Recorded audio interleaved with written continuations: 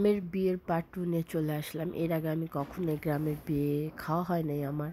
আর আমি এত বেশি গ্রামে যাই না, কারণ আমার গ্রামের বাড়ি মাদারীপুর, অনেক দূর। তো এখানে মাত্র আমি ১-২ বার গেছি আর ছোট থাকতে। বড় হয়ে আর ওরকম যাওয়া হয় নাই।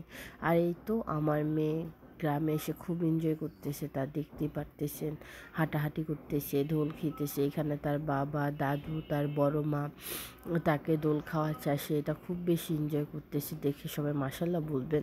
তারপর এখানে আমি তাকে একটু ঘুম থেকে উঠে নুডলস খাওয়াচ্ছিলাম, কারণ বাবা মেয়ে আমার আগে ঘুম থেকে উঠে গেছে, তাই তাদেরকে এভাবে দেখে আমার খুব ভালো লাগতেছে। তো আমার মেয়েটা খেলতে খেলতে এখানে মাটির কাছে চলে আসার এই প্রথমও মাটিতে বসে মাটিতে একটু হাঁটছে গ্রামীণ পরিবেশে। তো এটা খুব বেশি ভালো লাগছে আমাদের বাচ্চাদের। একটু মাটি, হাওয়া বাতাস গ্রামে নিয়ে গেলে এটা আসলে খুব ভালো একটা বিষয়।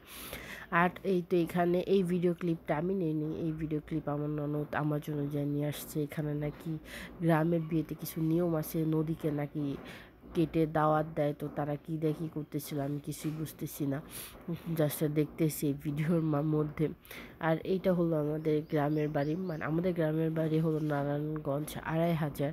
তো এখানে আমরা সবাই গরমে মানে সকাল সকাল রোদে বসেছিলাম, খুব বেশি ভালো লাগতেছিল। আর এখানে আমি আমার মেয়েকে নিয়ে একটু ঘোরার ভিডিও করতে চাইছিলাম, কিন্তু আমার মেয়েটাই যে হাতে একটা জিনিস পাইছে বেলুন, সে এটাই খাবে, এটা তার থেকে নেওয়া যায় না। তো আমার দেখা দেখি তার ফুপিও তাকে নিয়ে একটু ঘোরাঘুরি করতেছে। তো আজকে এখন আমরা চলে যাব কাশফুল বলে, সরি, সরিষা ফুলে। গ্রামে আবার কাশফুল আসবে কোথা থেকে?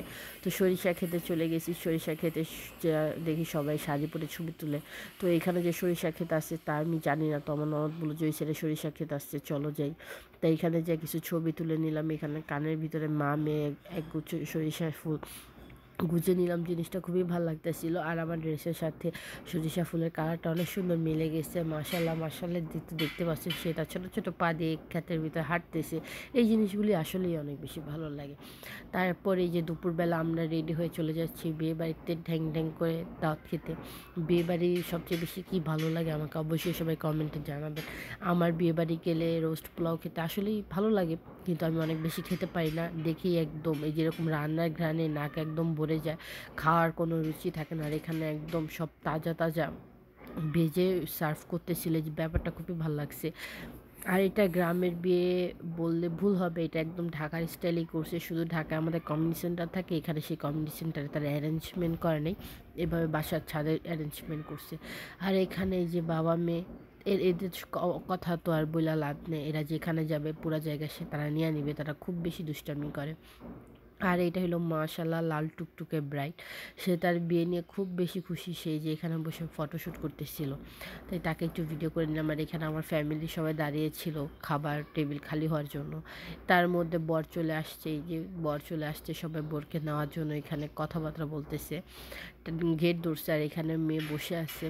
মেয়েটাকে দেখে ভালোই লাগতো, সে তার বিয়ে নিয়ে খুব খুশি। তার ভিতরে কোনো মন খারাপ আমি দেখতে পাইনি। আর এটা হলো আমার মামাতো ননদ। এই ফাইনালি এই ফালতু ক্যামেরাম্যান ভিডিও করতে করতে চলে আসছে। তাকে কেন ফালতু বলছে, সে একদমই ভালো ভিডিও ছবি কিছুই তুলতে পারে না। এটা দেখে আমার খুবই রাগ উঠছে, তাই তাকে একটু ফালতু বলে নিলাম। তারপরে তো আমাদের বিয়ে দাওয়াত খাওয়া শেষ, খাওয়া দাওয়ার পর্ব শেষ, আমরা বাসায় চলে যাচ্ছি। মামে আর তার বাবা আমাদের এরকম সুন্দর সুন্দর কিছু ভিডিও ক্লিপ নিয়ে দিচ্ছে। এই তো আমাকে আর আমার মেয়েকে কেমন লাগছে অবশ্যই সবাই কমেন্ট করে জানাবেন। আর এটা আমাদের বাড়ির রাস্তা, এটা আমার মামা শ্বশুর হয়, এটা তার মেয়ে, তারা বাসায় যাচ্ছে। আমি আমি এখান দিয়ে আসছিলাম, তারা এক সাইড দিয়ে গেছে, আমি এক সাইড দিয়ে আসছি। তো এই তো আমি চলে আসলাম এখানে, আমি আমার মাকে নিয়ে একটু গোল গোল করে ঘুরে নিলাম। তারপরে বিকালবেলায় এক কাপ চা না খেলে তো হয় না, এত সুন্দর একটা পরিবেশে এক কাপ চা খেয়ে নিলাম। পরের দিন সকালবেলা তাড়াহুড়া করে সবাই রেডি হয়ে চলে আসতেছি, কারণ সবারই অফিস আসছে।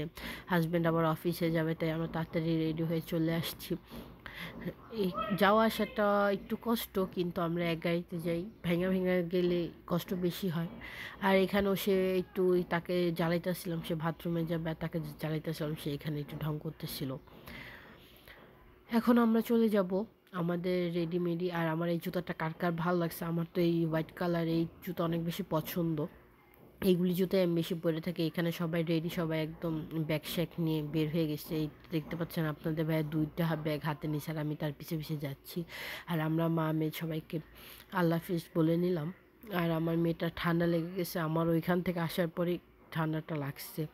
আর ছোট বাচ্চা থাকলে এরকম সিএনজির ভিতরে আসলে মারাই জানে যে কিভাবে সেফ করে তাকে আনা লাগে একদম বুকের ভিতরে পুরাটা রাস্তা যাওয়ার সময় তাকে এভাবে ঠান্ডা বাতাসের থেকে বাঁচিয়ে একদম ঢেকে নিয়ে গেছি। তো বাসায় এসে ১ কাপ চা খেয়ে নিলাম নিজেকে সতেজ করার জন্য। আর এখন আমি এরকম এই মিল্ক টি আর এই ইজি কোম্পানির চাটা খাই। আমার এটা অনেক বেশি ভালো লাগে রেডিমেড চা। আমার মতো এই চাটা কে খান জানাবেন।